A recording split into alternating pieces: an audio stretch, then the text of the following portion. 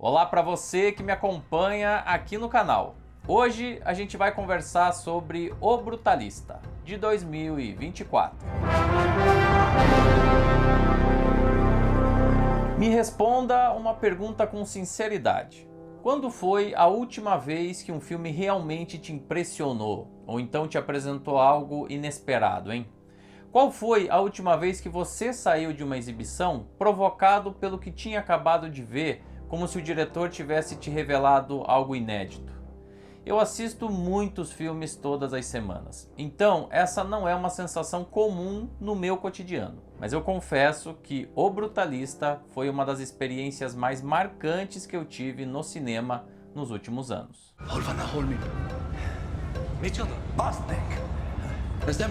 Por ser uma arte, o cinema é relevante não apenas pelas histórias contadas, como também pelas ferramentas escolhidas pelo realizador para fazer isso.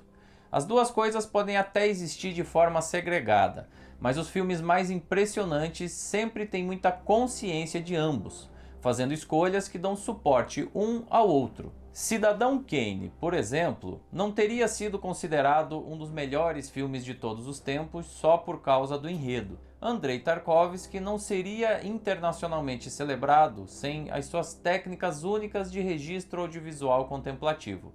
E até mesmo Pulp Fiction, Tempo de Violência, não teria sido o que foi não fossem os maneirismos audiovisuais de Quentin Tarantino. Dito isso, saiba que O Brutalista é a história de um arquiteto judeu que foge da Europa no período pós-Segunda Guerra Mundial para tentar a vida na América. Em 99% dos casos, essa premissa básica serviria de combustível para reforçar o sonho americano. A autoestima dos Estados Unidos sempre esteve muito ligada ao conceito da liberdade, andando lado a lado com a prosperidade. Aquela ideia de que qualquer um poderia atingir um padrão de vida digno e confortável na Terra das Oportunidades. Um excelente exemplo disso é o filme Terra do Sonho Distante, indicado ao Oscar de melhor filme em 1963 e já analisado aqui no canal. Nele, o diretor Elia Kazan presta tributo ao país que o acolheu ao longo de quase 3 horas. O Brutalista, no entanto, faz o caminho inverso.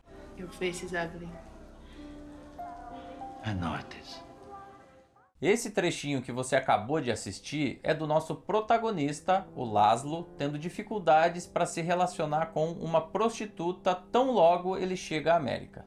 Parece um detalhe, mas é a primeira de incontáveis pistas que o roteiro vai deixando de que aquela suposta terra de oportunidades estava mais por uma terra de pesadelos. O primeiro destino do arquiteto é a Filadélfia, uma das cidades mais prósperas da época, na qual vivem o seu primo Átila e a esposa dele, Audrey.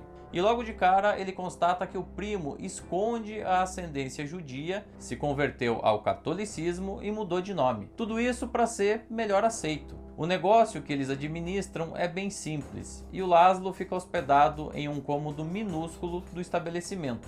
Em um determinado momento, aparece a oportunidade deles trabalharem na reforma de um dos cômodos da mansão do industrialista Harrison Lee Van Buren, um dos homens mais ricos e misteriosos da região. Quem contrata os serviços é o filho Harry, no que deveria ser uma surpresa. Acontece que o patriarca acaba chegando mais cedo do que o previsto e expulsa toda a equipe da reforma.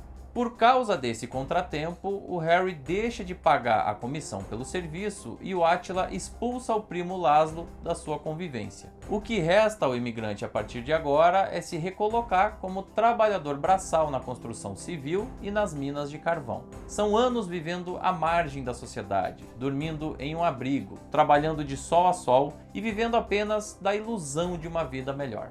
Uma luz no fim do túnel aparece quando o Harrison descobre o prestigioso passado do Laszlo na arquitetura europeia, que se soma ao trabalho que ele tinha realizado na biblioteca. Como reconhecimento, ele finalmente efetua o pagamento do serviço e, mais do que isso, ele convida o arquiteto a projetar um ambicioso edifício de uso múltiplo em um de seus terrenos. Uma proposta aparentemente irrecusável. What do you say?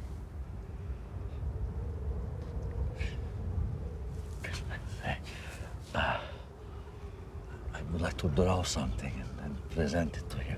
Paralelamente a tudo isso, o Laszlo se comunica por cartas com a esposa Erzsébet, que tinha ficado na Europa com a sobrinha Zofia. Por intermédio de um influente conhecido de Harrison, ele consegue trazê-las para a América. Mas a fome e o sofrimento da guerra fizeram a Erzsébet ficar presa a uma cadeira de rodas. O reencontro não é exatamente triste, mas um pouco frustrante, e daí por diante, a própria sanidade do arquiteto é posta em jogo a partir do momento em que ele entra em conflito com a equipe responsável pela construção do prédio. Nesse ponto já fica muito claro que a prometida trajetória de prosperidade estava muito longe de ser uma realidade. As provações físicas e mentais do Laszlo fazem dele um viciado em heroína, ególatra e, acima de tudo, impotente. Existem inclusive analogias diretas a isso. O Laszlo frequenta um cinema que exibe filmes eróticos, mas ele mesmo se esquiva de uma vida íntima com a esposa.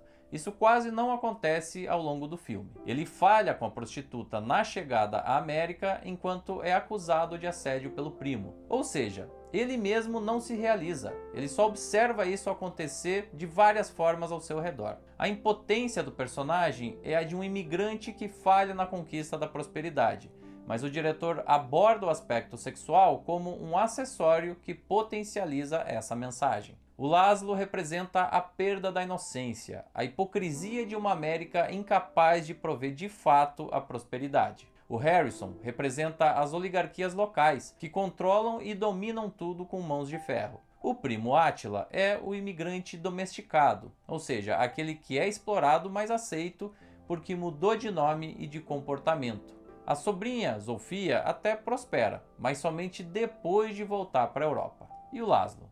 We are nothing.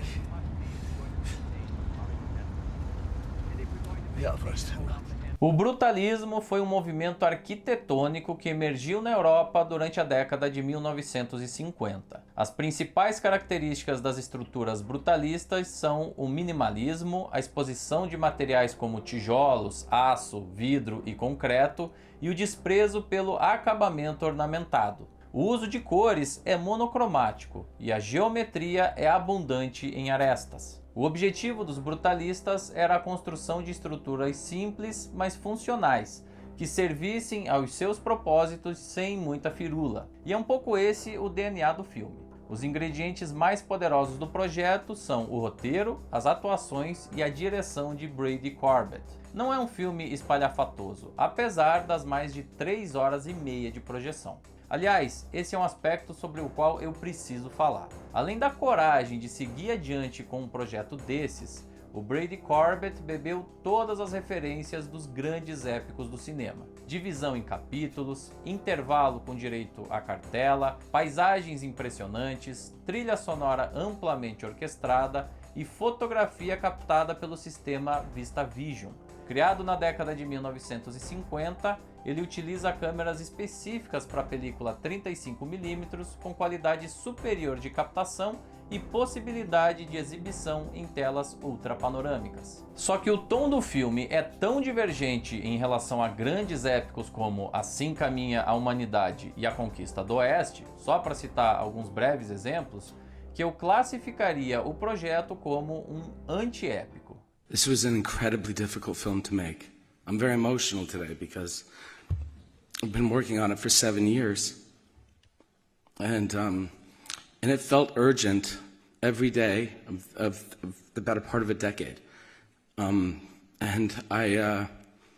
just really grateful. Essa declaração que você acabou de assistir foi dada pelo Brady Corbet na coletiva de imprensa do Festival de Veneza, onde o filme estreou em 1º de setembro de 2024. Nesse mesmo evento, ele venceu o prêmio de melhor direção e daí em diante a obra se consolidou como uma das mais importantes do ano na visão de praticamente todas as cerimônias de premiação da temporada. No Globo de Ouro veio o prêmio de melhor filme drama e da Academia vieram nada menos do que 10 indicações ao Oscar, fazendo dele o segundo título mais indicado ao lado do musical Wicked.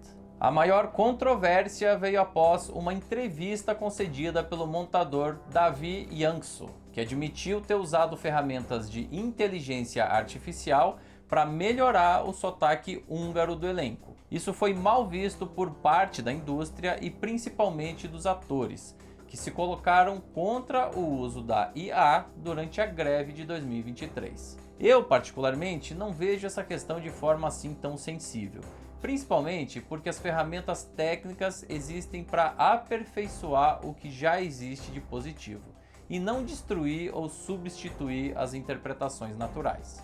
E acredite se quiser, um projeto tão complexo e grandioso como esse foi realizado ao singelo custo de 10 milhões de dólares, o que é quase nada para os padrões norte-americanos. I'm sure he'll be along in a minute. He lives in the mountains. Takes time.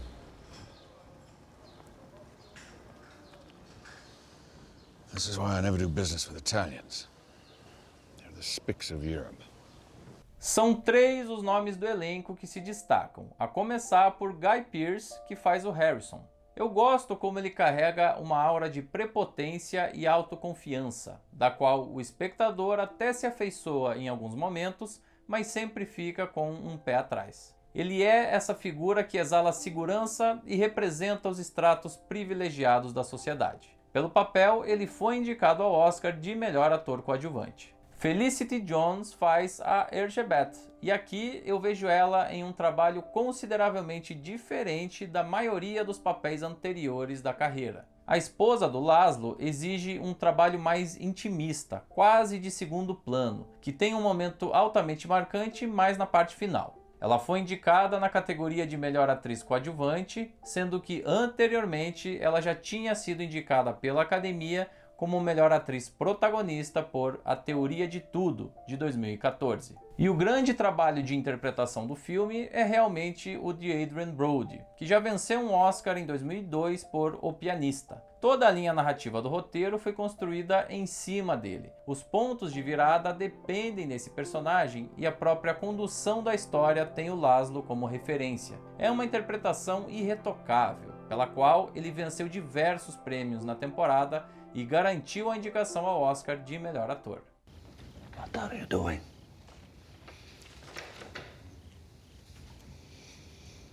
I'm just looking at you.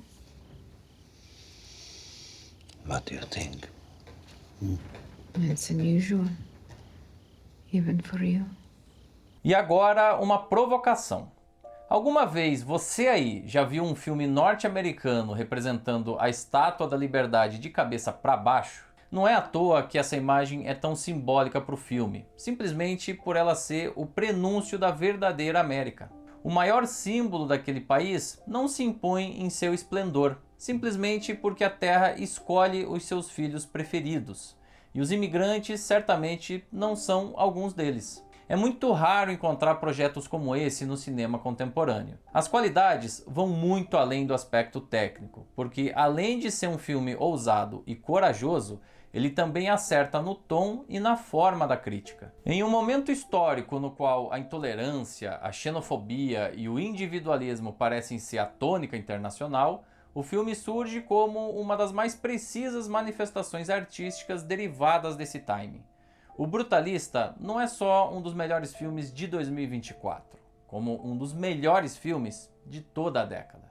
Last night I met God. He granted me permission to call him by his name.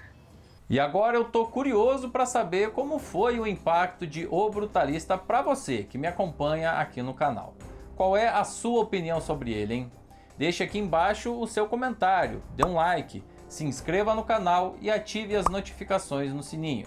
Também vai ser muito bacana se você puder se tornar um membro do canal, tendo acesso assim a vantagens exclusivas.